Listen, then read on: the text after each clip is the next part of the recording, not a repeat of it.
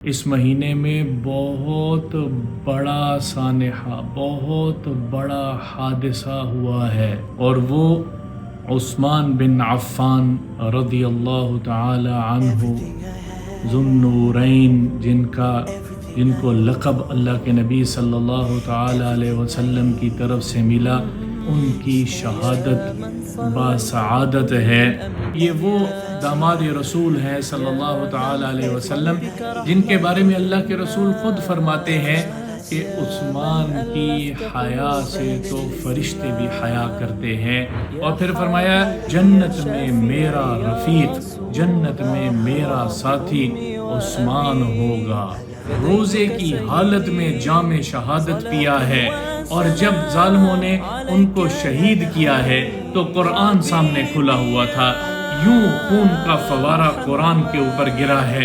جب بعد میں دیکھا گیا تو خون قرآن کی اس آیت کے اوپر پھیلا ہوا تھا، فَسَيَكْفِيكَهُمُ اللَّهُ فَسَيَكْفِيكَهُمُ اللَّهُ، اللہ تم لوگوں کے لیے کافی ہو جائے گا۔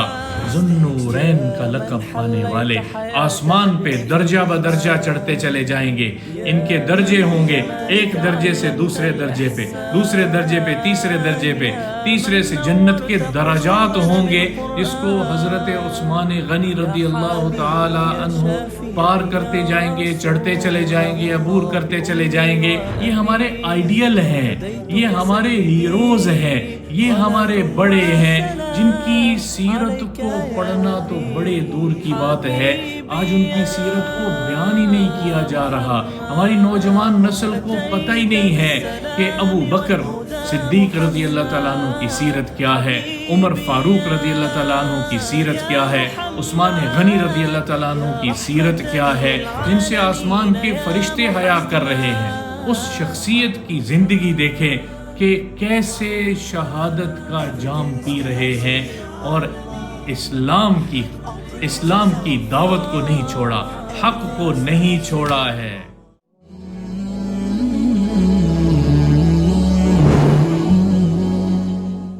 السلام علیکم ورحمۃ اللہ وبرکاتہ۔ آج ایک اسلام کی عظیم و شان ہستی، عظیم و شان شخصیت کی شہادت پر، ان کے مناقب پر اس مبارک مہینے میں، یہ مبارک مہینہ، مبارک گھڑیاں، اس مہینے میں بہت بڑا سانحہ، بہت بڑا حادثہ ہوا ہے، اور وہ عثمان بن عفان رضی اللہ تعالی عنہ ذو النورین جن کو لقب اللہ کے نبی صلی اللہ تعالی علیہ وسلم کی طرف سے ملا، ان کی شہادت باسعادت ہے۔ 18 ذی الحج، 17 جون اور 35 ہجری جمعہ کا دن، عصر کی نماز کے بعد کا وقت ہے، اور حضرت عثمان غنی رضی اللہ تعالی عنہ اپنے گھر میں 40 دن کے محاصرے کے بعد 40واں دن یا 41ویں دن کا محاصرہ چل رہا ہے، حضرت عثمان غنی رضی اللہ تعالی عنہ اپنے گھر میں روزے کی حالت میں، جمعہ کا دن ہے، اور قرآن کی تلاوت کر رہے ہیں۔ سامنے قرآن کھلا ہوا ہے، ان کی اہلیہ گھر میں موجود ہیں۔ چند لوگ دیوار پھیلانگ کے اندر آتے ہیں اور حضرت عثمان غنی رضی اللہ تعالی عنہ کو شہید کر دیتے ہیں۔ اس مہینے میں 18 ذی الحج کو یہ واقعہ رونما ہوا ہے، اور اس اسلامی تاریخ کا بہت ہی افسوسناک واقعہ ہے۔ یہ بہت ہی افسوسناک چیپٹر ہے، جس میں تیسرے خلیفہ اور حضرت عثمان رضی اللہ تعالی عنہ جیسی شخصیت کو شہید کر دیا گیا ہے۔ یہ میرے اللہ کا نظام ہے، میرے اللہ کا نظام ہے، ورنہ شہادت عثمان سمجھ میں آنے والی چیز نہیں ہے۔ یہ وہ ہستی ہے جن کو رسول اللہ صلی اللہ تعالی علیہ وسلم نے اپنی 2 بیٹیاں ان کے نکاح میں دی ہیں، رقیہ بنت محمد صلی اللہ تعالی علیہ وسلم، اور ان کی وفات کے بعد ام کلثوم رضی اللہ تعالی عنہا۔ رسول اللہ صلی اللہ تعالی علیہ وسلم کی لخت جگر 2 شہزادیاں آپ کے نکاح میں ہیں۔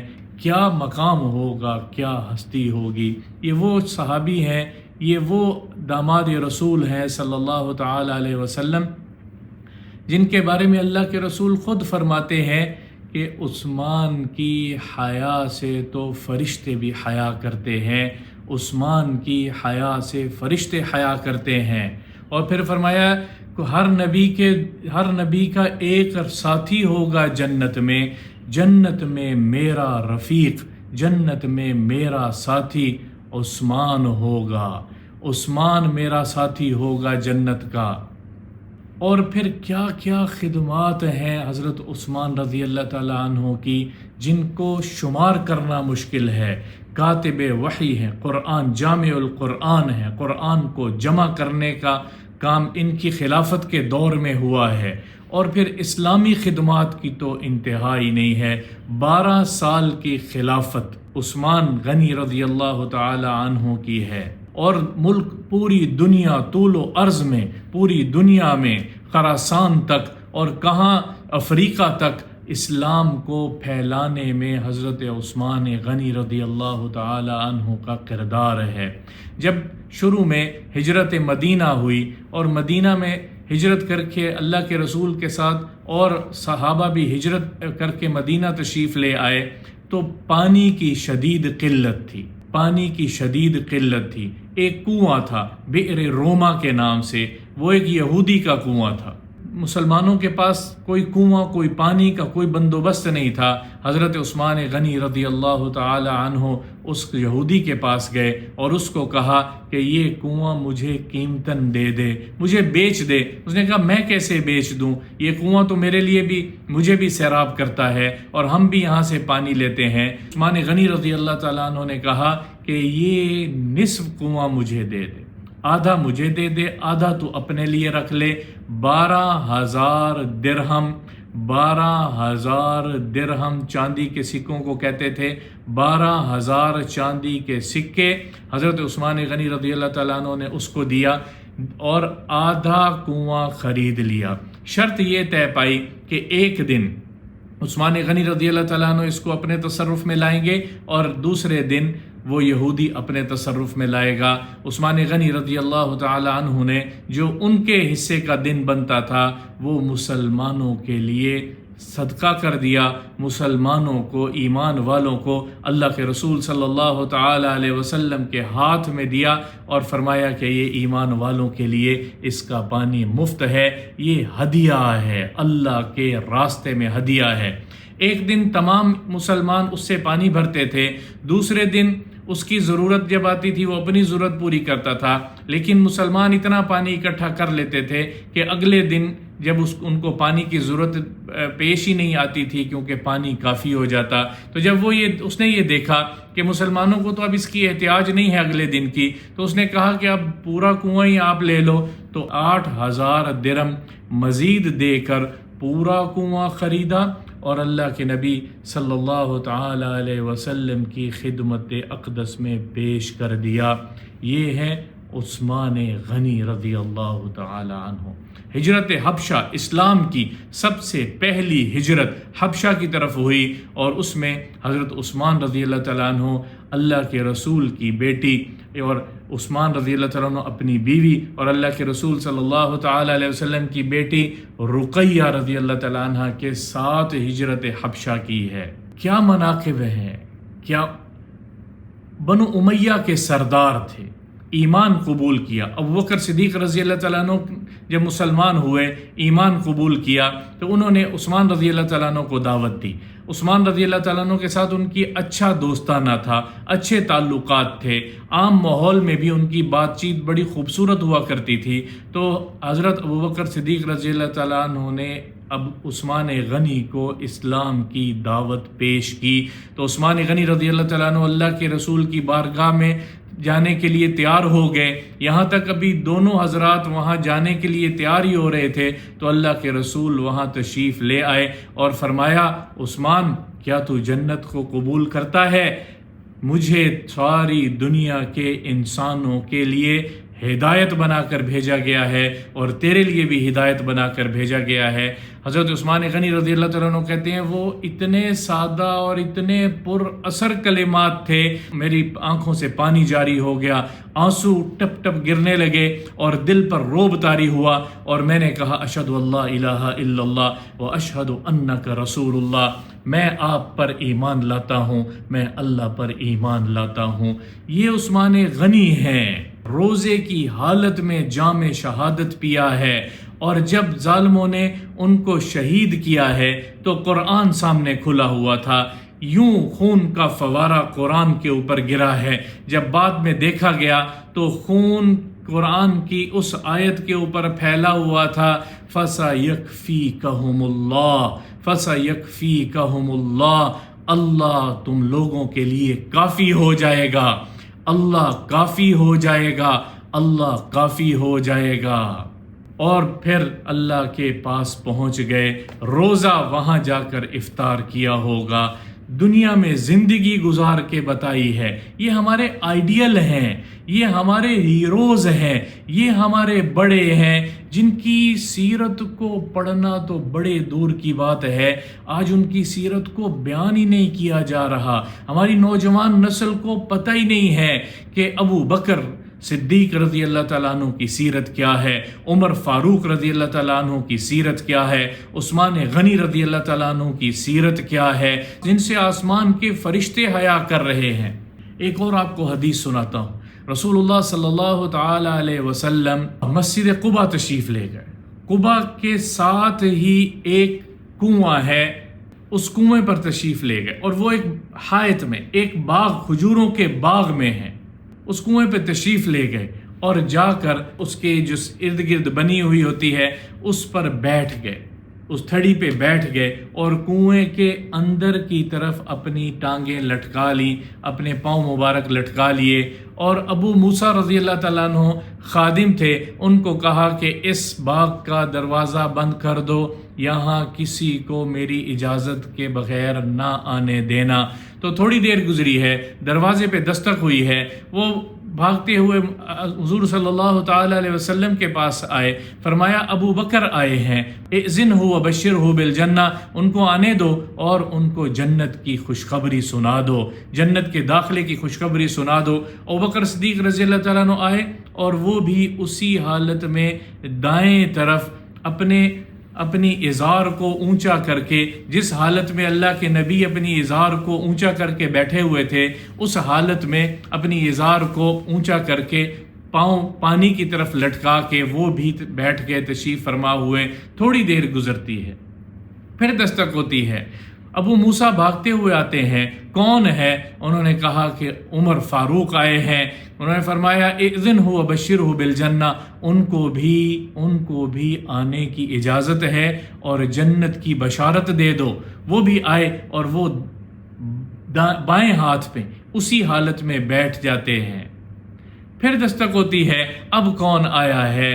عثمان بن عفان، عثمان غنی رضی اللہ تعالی عنہ تشریف لائے ہیں، نے کہا اذنہ بشرہ بالجنہ ما بلوى یصیبہ، ان کو آنے دو اور ان کو بھی جنت کی خوشخبری سنا دیجئے۔ ایک بہت بڑی آزمائش کے بعد، اس شہادت کی طرف اشارہ تھا، ایک بہت بڑی آزمائش کے بعد ان کو جنت کی خوشخبری سنا دیجئے۔ اور عثمان غنی رضی اللہ تعالی عنہ بھی وہیں آ کر تشریف فرما ہوئے۔ مسلم شریف کی روایت ہے اور طبرانی نے بھی نقل کیا ہے، جب عثمان رضی اللہ تعالیٰ عنہ آئے تو میں نے آپ کو بتایا اللہ کے نبی نے اپنی ٹانگوں سے چادر کو اونچا کیا ہوا تھا اور ٹانگیں تھوڑی ننگی ہو رہی تھیں، تو عثمان رضی اللہ تعالیٰ عنہ کے آنے سے پہلے اپنی ازار کو نیچے کر دیا، اور کیا فرمایا؟ عثمان سے حیا آتی ہے۔ اور پھر ایک روایت میں ہے عثمان وہ شخص ہے جس اتنے حیادار ہیں جس سے آسمان کے فرشتے بھی حیا کرتے ہیں، آسمان کے فرشتے بھی حیا کرتے ہیں، اس شخصیت کی زندگی دیکھیں کہ کیسے شہادت کا جام پی رہے ہیں اور اسلام کی دعوت کو نہیں چھوڑا، حق کو نہیں چھوڑا ہے۔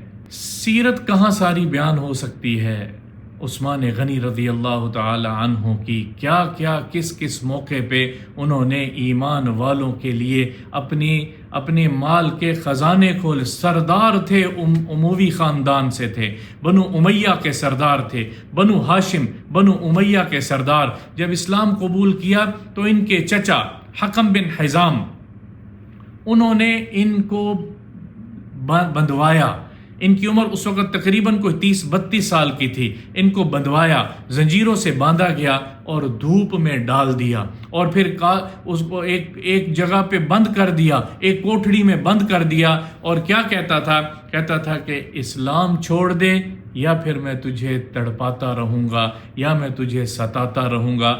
آزمائشیں اتنی پڑی، مصائب اتنے پڑے، ظلم و ستم اتنے ڈھائے گئے کہ اللہ کے نبی نے خود عثمان کو حبشہ کی طرف ہجرت کرنے کا حکم دیا ہے۔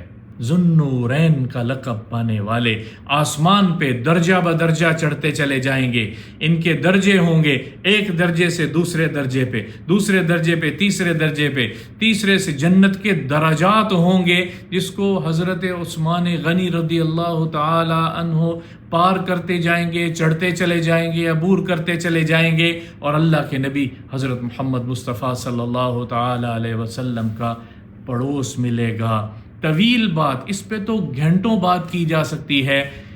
پیغام یہ ہے اپنے بڑوں کا، اپنے صحابہ کا، خلفائے راشدین کیسے زندگی گزار گئے، ان کی سیرت پڑھیں۔ یہ آج کے لوگ ہمارے آئیڈیل نہیں ہیں، آج کے لوگ ہمارے نوجوان نسل کے لیے آئیڈیل بنے ہوئے ہیں۔